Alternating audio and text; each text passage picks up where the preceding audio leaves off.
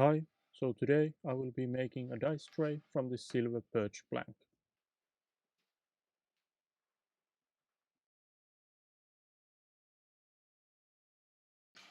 So to begin with, I haven't been doing any woodworking probably in the past 15 years, so this is first project in a while. To begin with, I chopped down the plank to a roughly sized piece where I could then cut down my smaller pieces. After that, I planed the edge just to get it smooth and square. After that, I went back to the sawing stop and started cutting down the edges so that they would be straight as well.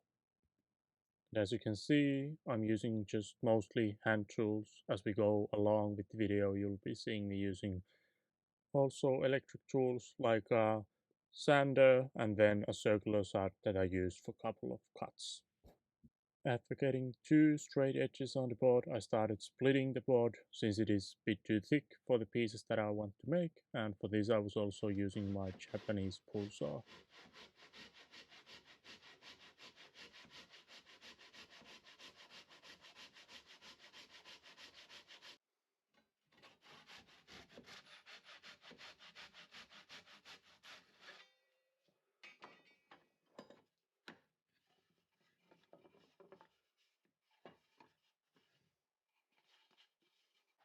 After I had split the board, I went to do some sanding just to get the rough face smooth.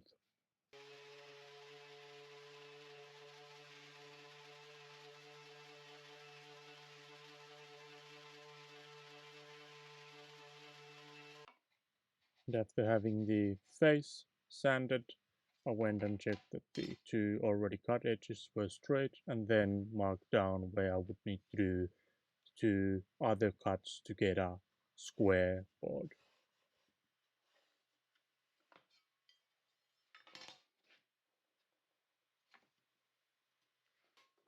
After that, I went and took out my circular saw and then cut out the two edges.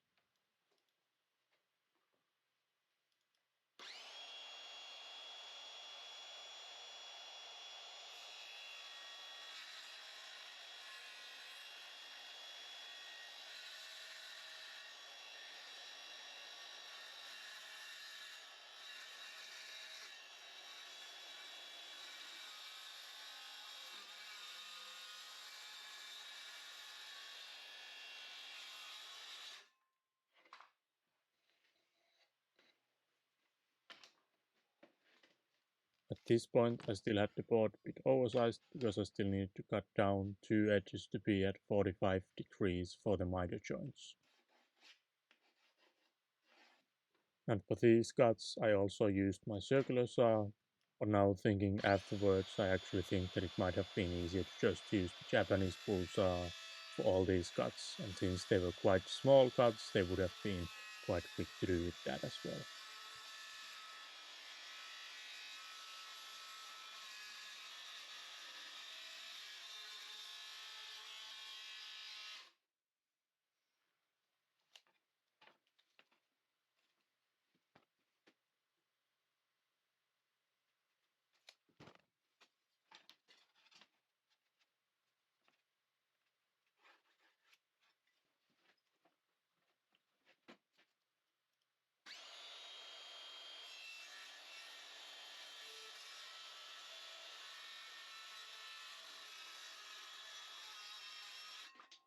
After having the two edges cut to 45 degrees, I started marking down where I would need to do my rip cuts to get the pieces that I wanted from the board.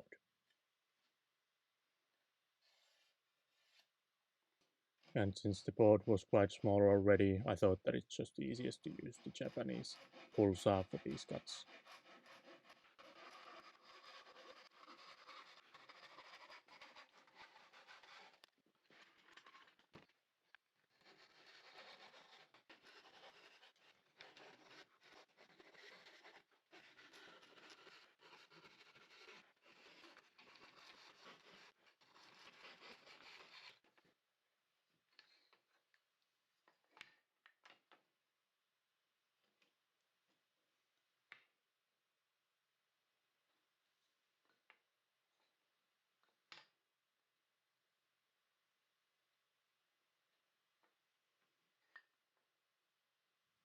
And after having cut my 4 pieces, I started marking down cut lines for the grooves for the bottom board to be inserted.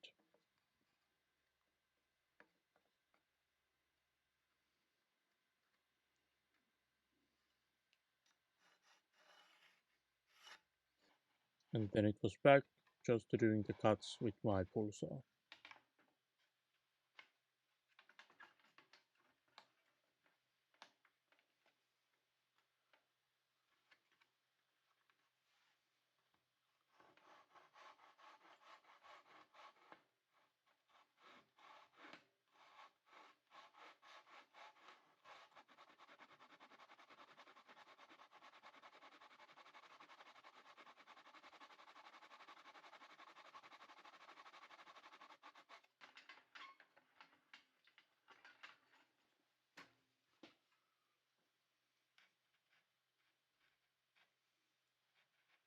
And once I have cut down all 4 pieces, I took out the sander and did some sanding on the inside because it's easier to have these parts sanded at this point than after the glue up.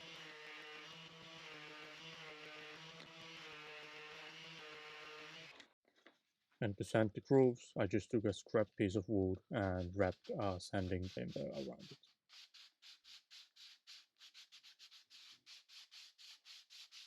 And then it was time to do the glue up. And to ease off the gluing, I took some painter's tape and put that on the seams. Then I just added the glue to the joints and then clamped it down.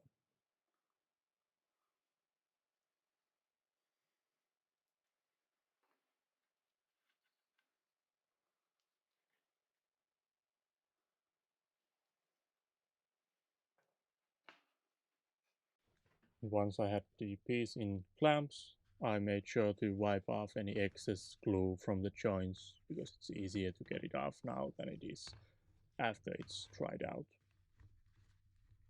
Once I had everything done, I still make sure with the measuring tape that everything's square before letting the glue dry out.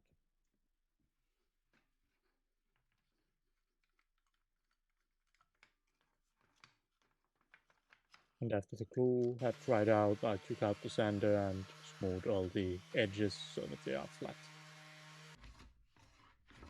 Then I returned to the excess board and started planing it down so it's smooth so I could cut down the bottom board from it.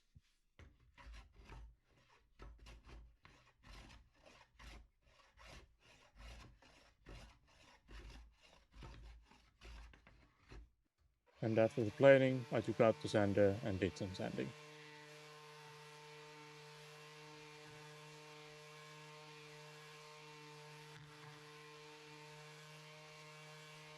After the board was smooth, I took out the edge piece and marked down where I would need to make the cuts for the bottom piece.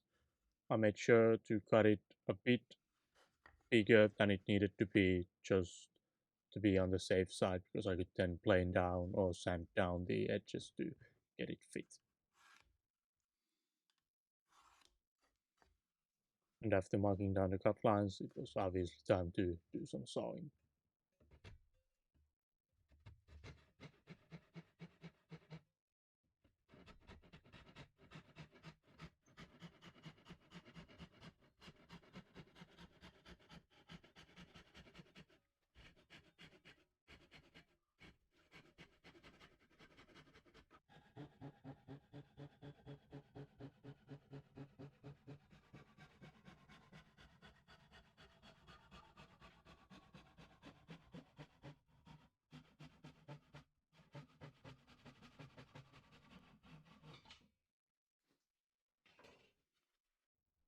And after having cut the board to size, I still had to split it because it's obviously way too thick to be the bottom piece as of now.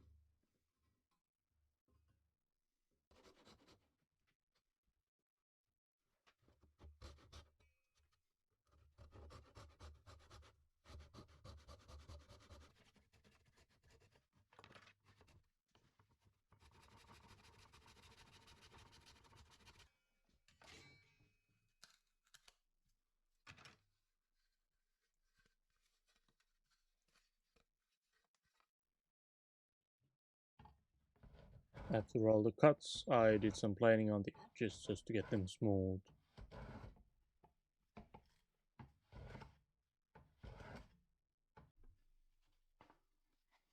And then to get the final size, I did some sanding on the edges just to find the final fit.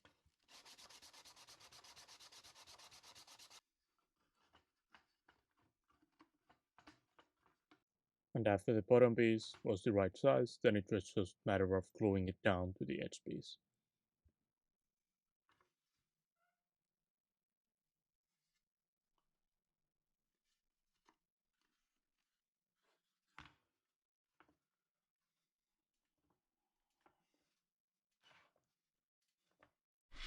And once the glue was dry, I still had to do some cuts. As you can see, the bottom was still sitting quite proud to the edge piece, so I went down and took out the pull saw and cut the bottom flush to the edges.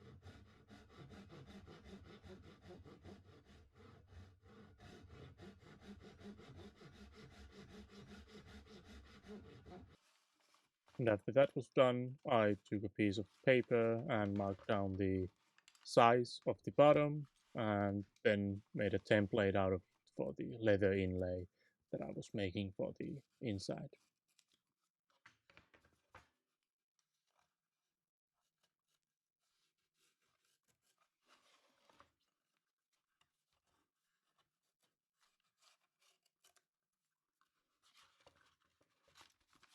Then I just used the template that I had made and a square to cut down the piece from the piece of leather that I had.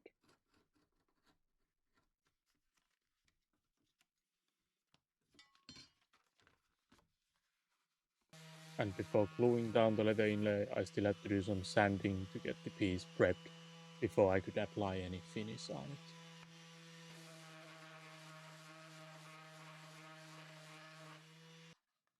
And to be able to glue down the leather inlay to the bottom, I wrapped the bottom with some painter's tape just to protect it from the finish.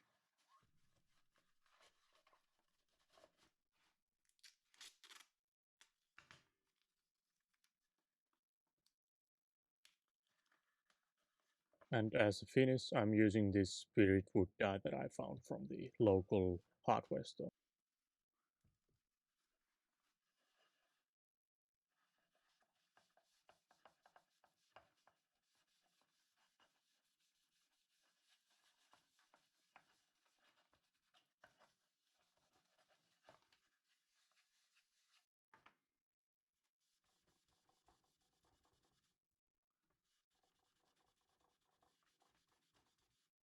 And once the finish had dried out, I ripped out the painter's tape and then I just glued down the leather inlay with some wood glue.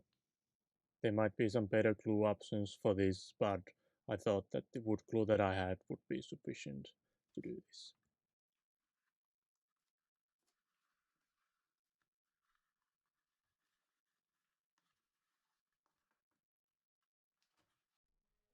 And here you have it, the final product. As you can see, it has its flaws, but at the end I'm quite happy how it came out.